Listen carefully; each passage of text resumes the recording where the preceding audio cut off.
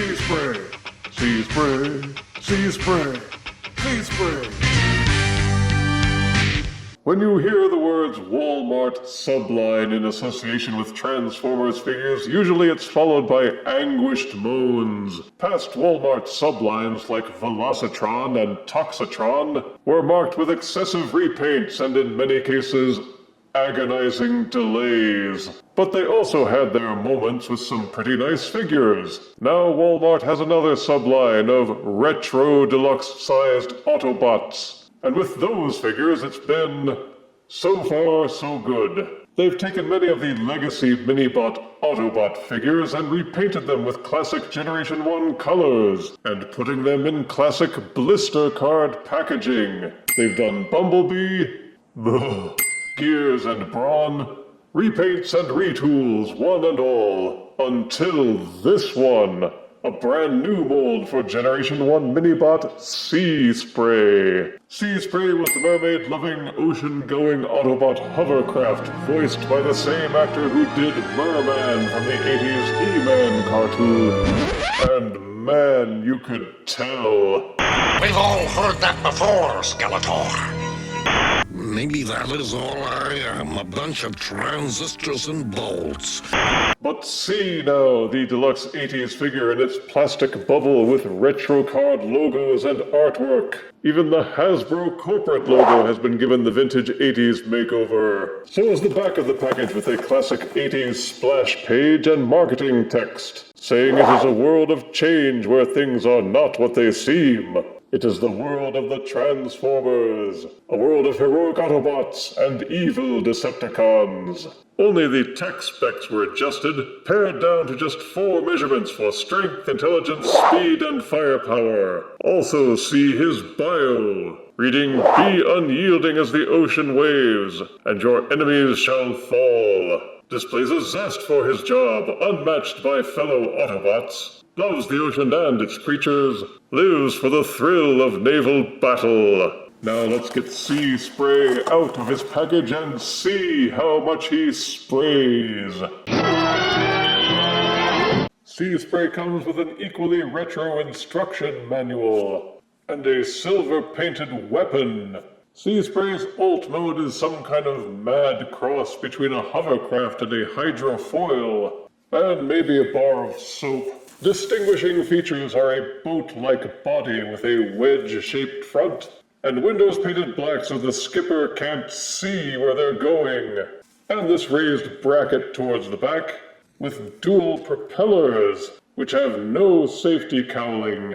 Primary colors are blue, yellow, and an off-white, with some silver, black, and tamped decals tossed in for flavor. There are no wheels, but it's a boat. Why would a boat need wheels anyway? The pinned props twirl nicely. There are 2 5mm ports on either side. Unfortunately, the weapon won't plug into any of them because the ammo clip is too long. You can cram it in like this so that it's pointing up, but why would you want to? But you can plug in any other loose weapon accessories, Battlemasters, Pretenders, anything with a 5mm peg. As for the default weapon accessory, they molded this little 3mm peg into the side of the propeller bracket. The weapon accessory has a 3mm port on the right side, where you can plug in the weapon for storage. And yes, you can wedge on a fire blast. There's a fair amount of greebling to keep it from looking flat. It feels okay in hand, though some of the panels up front will untab if you handle the alt mode too firmly. The alt mode looks great from the top and from the front. Spin it towards the back though and you'll see the robot head peeking out. Even worse is when examined underneath there's this huge ice cream scoop of empty space. So he's got more heft than Power of the Prime's legend-size Seaspray, but it doesn't feel by much. Transforming to robot mode. Start by unhooking these panels from the front. Swivel the canopy so it's facing the other way. The robot arms unhook from the front of the boat. swivel them down and out of the way. The robot thighs tab in here, untab and fold them down. The ends of the thighs also untab from under here. Towards the back of the boat there's a sequential step. By untabbing this panel, underneath the boat, Seaspray's backside is folded up underneath into the white section of the body. There's a hinge back here which untabs. Then the robot pelvis rotates out and down, and you can swivel down the robot thighs. But why are the robot shins way back here? Well, there's a folding hinge down inside. It angles up, and once you've lined up this tab with this groove, you fold that hinge far enough forward so that the tab and the groove line up and peg together. Oh yeah, and do it for both sides. Now how about them feet, huh? Well, go underneath the feet. There are a number of panels to untab, including this one near the edge. It folds backwards, and this other one does the same. You may now take this side panel, fold it up, and tuck it underneath the foot. This panel at the back swivels closed, and this other panel folds and tabs into it. Oh yeah, and repeat for both sides. Except this tab on the back of the right ankle is loose, and doesn't have another one to tab into. With this panel folded down, you may take the propeller bracket and untab it from the top of the boat. Before you collapse all this together, take these swivelly bits, rotate the arm completely up and around, so that the top of the shoulder mechanism is wedged up in here. Now you'll see that the propeller bracket has two hinges, one down here and one underneath the robot head. Use those two hinges to fold and collapse all this. It will eventually click down and tab in place. It's still angled. Keep folding until it's all straightened out from top to bottom. You won't be able to cinch this all the way down until you take these two white panels. Each one is double hinged to accordion upwards and snap into place to brace the canopy. Then you can cinch the propeller bracket all the way down, and that will allow you to fold down this white panel into these yellow tabs.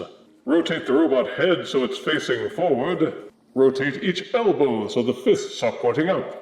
It's not too bad, there are some fiddly parts with the center torso, but the robot mode is the star of this show, taking the animation model and blending it with real-world engineering. The original Generation 1 Seaspray was one of many Generation 1 mini-bots which had two stick-like legs jammed into one foot. But Walmart Retro Seaspray makes you forget all that nonsense with a well-proportioned robot mode.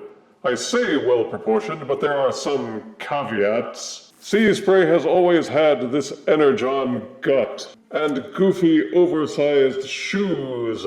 Those are still there, but compared to the original Generation 1 and even the Legend size version, the feet aren't quite as huge by comparison. You won't notice much difference in the colors between modes, nor in the overall level of detailing. Except now the robot head with its visor, eye, and grated faceplate are on full display and looking sweet. Distinguishing features are the cool-looking head, the propeller rack on his shoulders, and the swollen feet. He doesn't feel any heavier, but he does feel a bit more solid as a robot. Not only that, but look at him from all angles and you'll note that most of the hollowness is either gone or very well camouflaged, with no ugly gaps to break his silhouette. For features, you can still spin the propellers.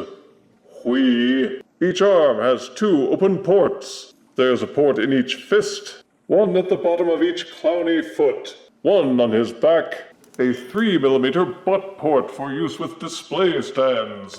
And you can still use the 3mm peg and port to plug the gun into his propeller rack. Any of these ports can be used to customize Seaspray with any compatible accessories, so knock yourself out. But death, you say, the articulation on Generation 1 Seaspray was awful. Did they do us any better with this one? Short answer, yes. The head is ball-socketed, though the fit is so tight that the waggling is only minimal. The propeller rack gets in the way a bit, but you can do a full rotation for the head. Each arm will do a full rotation. They will also splay out this far. If you want to include the transformation hinge, you can square the shoulders forwards and backwards a little. The transformation rotation is a lower bicep swivel. The pinned elbows will fold upwards over 90 degrees, and the fists will fold up and down slightly, though they won't rotate. The upper torso will spin all the way around. The hips will rotate forward a full 90 degrees, and backwards over slightly slightly 90 degrees. They're also hinged so the legs will kick out. An upper thigh swivel, hinged knees that will bend slightly over 90 degrees, a slight ankle pivot. If you untab the ankle and use the transformation hinges, you can rotate the legs backwards slightly, though this will nudge loose the back panels. The articulation is quite conventional, though the feet take some care, and my left ankle won't tab in all the way at the front, but you can put him into some excellent poses for when he is chasing down mermaids or whatever.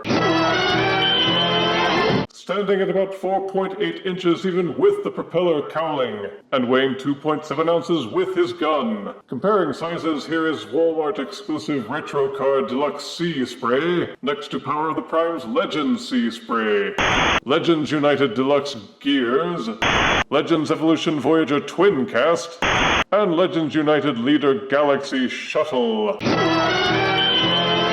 Seaspray came into Generation 1 during Season 2 of the cartoon, at a time when they were frantically trying to cram in as many new characters as there were new toys. Most of the new characters got buried, with only 1 or 2 appearances, and usually no spotlight episodes at all. But Seaspray was an exception, and this update is well befitting his gravitas. Positives are a top-notch robot mode, a decent alt mode, a clever transformation that's not too hard, strong articulation, and finally, his own weapon accessory. He looks great among the other mini-bots of recent history that have been turned into deluxes. Negatives are that you might get bewildered the first time through his transformation. The alt mode has some hollowness and a couple of panels that nudge loose too easily. They did better with the feet in robot mode, but they still look pretty huge compared to the rest of him. He feels a bit light, and some panels also push loose in robot mode if you nudge them the wrong way. But as modern updates go, this is one of the better ones. An original mold that's well worth picking up if you spot him in stores. I give Walmart Retro Card Deluxe Seaspray 8 out of 10 deaths. He's made quite a splash. If you refuse me, honey, you lose me, then you'll be left alone, oh baby, come on and tell me I'm your own.